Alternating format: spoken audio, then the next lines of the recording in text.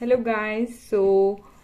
आज मैंने अपने फाइनली आईबीपीएस पीओ प्रीलिम्स का पेपर दे ही दिया एंड पेपर ओके था। इतना ये नहीं कहूँगी कि मैं बहुत ज़्यादा अच्छा करके आई हूँ या बहुत ज़्यादा गंदा करके आई हूँ। नहीं, मैं अपना बेस्ट दे के आई हूँ। जितना मैंने हो सकता था मैं अपना सब कुछ करके आई उसमें। पेपर का लेवल मॉडरेट था, इजी नहीं था। पीओ का लेवल ही था, अच्छा खासा पीओ जो हर साल जितना वो लेवल देते हैं उस हिसाब से ही उन लोगों ने इस बार भी वही लेवल दिया। हाँ, बट ये है कि डिफरेंट शिफ्ट में डिफरेंट डिफरेंट टाइप में अलग अलग चीजें ना मॉडरेट लेवल की हो रही थी, कुछ इजी हो रहा था। जैसे कोई शिफ्ट में रीजनिंग इजी थी, तो मेरे वाले शिफ्ट में जो रीजनिंग थी बहुत ज्यादा हार्ड आई थी। मैं कहूंगी मॉडरेट से ऊपर ही थी, क्योंकि इतनी ज्यादा लेंदी रीजनिंग आई थी हमारे में कि एक एक क्वेश्चन को करने में बहुत टाइम ले रहा था, और मिसलिनियस के क्वेश्चंस तो बहुत ही कम थे हमारे वाले शिफ्ट में। English was good. और अगर कॉन्ट की बात करूँ तो कॉन्ट इजी टू मॉडरेट थी। कॉन्ट में अपना हिसाब अच्छे तरीके से लगाया हुआ था। जिसकी कॉन्ट की स्पीड बहुत अच्छी है उन्होंने 25 प्लस किए होंगे, और जिसकी मेरे जैसे एवरेज है उन वो 20 से 25 के बीच में रहे होंगे। इंग्लिश हम सबकी बहुत अच्छी होती है, बट हम इंग्लिश में मोस्टली मिस्टेक कर ही देते हैं। मैंने इस बार इंग्लिश में अपने आप को बचा के रखा। मैंने इंग्लिश में मिस्टेक्स नहीं की। मैंने इंग्लिश में जहां मुझे डाउट हो रहा था मैंने खुद को रोक लिया था। अगर मैं आपको बताऊं तो हम एनालिसिस चेक करते हैं। अगर मैं बताऊं रीजनिंग की बात करें, रीजनिंग में सबसे पहले क्वेश्चंस मेरे जो आए थे वो आया था सिलॉग्ज्म का। उसमें 3 से 4 क्वेश्चन थे, एंड सिलॉग्ज्म में 3 स्टेटमेंट एंड 2 कंक्लूजन दे रखे थे। सिलॉग्ज्म वॉज इजी, हार्ड नहीं था। फिर उसके बाद में मेरे 2 back to back uncertain sitting arrangement आया, और उसके भी 5-5 क्वेश्चन थे।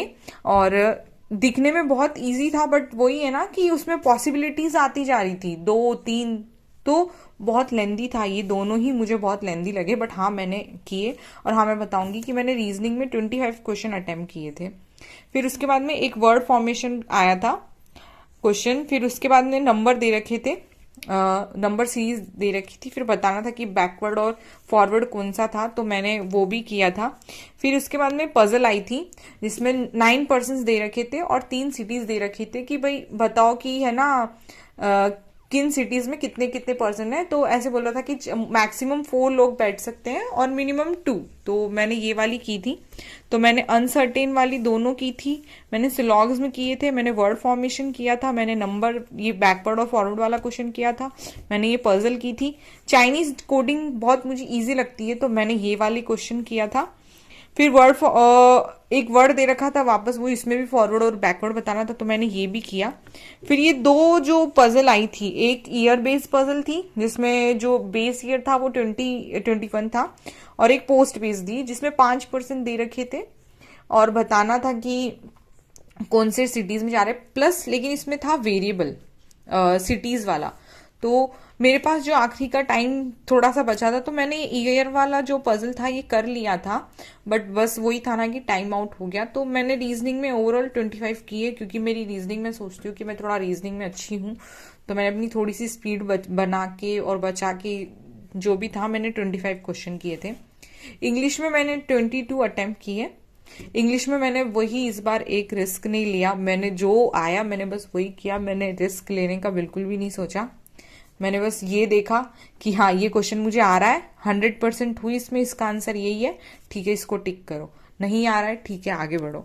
तो इंग्लिश में मैंने यही तरीका अपनाया, और आप भी वही अपनाना, बिकॉज इंग्लिश डाउटफुल होती है। हम लोग सोचते हैं कि हाँ हमारी तरफ से इंग्लिश बहुत ठीक है, चलो सही हो गई, बट ऐसा नहीं होता है। इंग्लिश में आप कभी कभी पीछे हो जाते हो, क्योंकि हम लोग रॉन्ग अटेम्प्ट करके आ जाते हैं। इंग्लिश में 8 से आया था, 7 से 8 क्वेश्चन थे। मैंने उसमें 2 क्वेश्चन नहीं किए थे। एक तो उसका जो क्वेश्चन ही डायरेक्ट क्वेश्चन था, तो मुझे उसका समझ में नहीं आ रहा था इंग्लिश। और बोलूँ तो ये WHO का था, कोविड-19 पे बेस्ड था कि भाई WHO क्या कर रहे हैं क्या नहीं कर रहे हैं, उनकी कमिटी है, कमिटी में कितने लोग हैं, और फिर वो क्या रिफॉर्म्स ला रहे हैं, क्या नया कुछ कर रहे हैं। फिर USA और UK के बारे में बता दिया कि भाई वो लोग कंट्रीज में, वो कंट्रीज कितनी जल्दी जो है रेस्ट्रिक्शंस हटा रही है कोविड-19 की, कितनी कंट्रीज नहीं हटाना चाहती, ये कुछ था आरसी में। आरसी वॉज अच्छी थी, लैंग्वेज भी सही थी।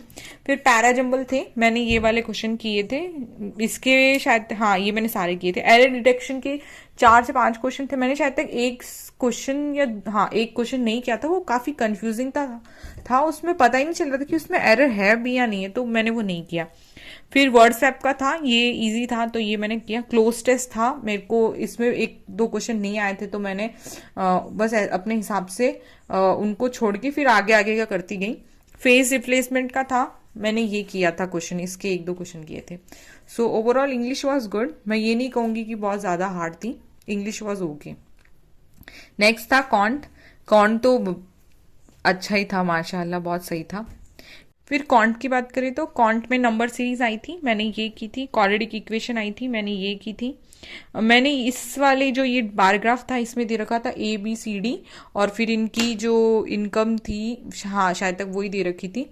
और फिर इसमें क्या है ना, ये बहुत कैलकुलेटिव था तो मैंने इसको पहले छोड़ दिया था, मैंने बोला देखूंगी। केसलेट मैंने देखा ही नहीं था किस पे आया था, बिकॉज बहुत ऐसे लंबी लग रही थी तो मैंने नहीं देखा था। केसलेट मैंने नहीं की थी। मैंने पाई चार्ट वाला किया, ये बहुत ईजी थी, हालांकि कैलकुलेटिव तो ये भी थी, बट हाँ ये बहुत ईजी थी और जल्दी जल्दी हो रही थी। मैंने अर्थमेटिक अटेम्प्ट किया था इस बार, मैंने अर्थमेटिक के शायद तक 4 क्वेश्चन अटेम्प्ट किए थे। सो 5 इसके किए मैंने, रॉन्ग नंबर सीरीज के, क्वाड्रेटिक के ये, और इसके 1-2 और इसके 3-4 अर्थमेटिक के, और इसके 5 क्वेश्चन। तो टोटल मिला के मेरे हो गए 20 क्वेश्चन कॉन्ट के। तो मैंने ओवरऑल जो अटेम्प्ट किए थे 67 अटेम्प्ट किए थे। तो मेरे हिसाब से अगर अपन एक्यूरेसी की बात करें तो हाँ मैंने अगर एक्यूरेसी को देख के किया है तो हाँ मेरे 67 ठीक लग रहे हैं। बाकी रिजल्ट आएगा तो पता चलेगा कि भाई सही है या नहीं है। मेरी शिफ्ट में रीजनिंग बहुत हार्ड आई थी, आई डोंट नो कल की शिफ्ट वालों का क्या हल होगा क्या नहीं होगा, बट मैं कोशिश ये कोशिश ये करूंगी कि मेंस के लिए थोड़ा सा सब संभाल के चलूँ। और आप लोग कल के लिए कोशिश यही करना कि तीनों सब्जेक्ट्स में जो अपनी स्ट्रेंथ है, जो आप अच्छा करते हो, उन्हीं को ही पहले अटेम्प्ट करना। आप किसी डाउटफुल क्वेश्चन में, चाहे वो रीजनिंग हो, चाहे वो कॉन्ट हो, चाहे वो इंग्लिश हो, आप डाउटफुल क्वेश्चन में बिल्कुल भी मत जाना। बेटर है कि हम लोग उस चीज को ही करें जिनमें हम 100% श्योर हैं, हम नेगेटिव मार्किंग से बहुत दूर रहें, तभी हम जाके ये सब पेपर जो हमारे अगर इतने से भी अटेम्प्ट है या ज़्यादा अटेम्प्ट है तो हम लोग उससे पास हो सकते हैं, बिकॉज नॉर्मलाइजेशन होता है PO के पेपर में भी। सो ये था मेरा रिव्यू।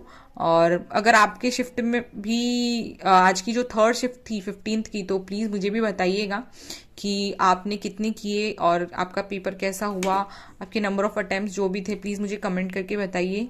सो ये था एनालिसिस मेरे साइड से, और आपका क्या होता है प्लीज़ मुझे बताइए। Thank you.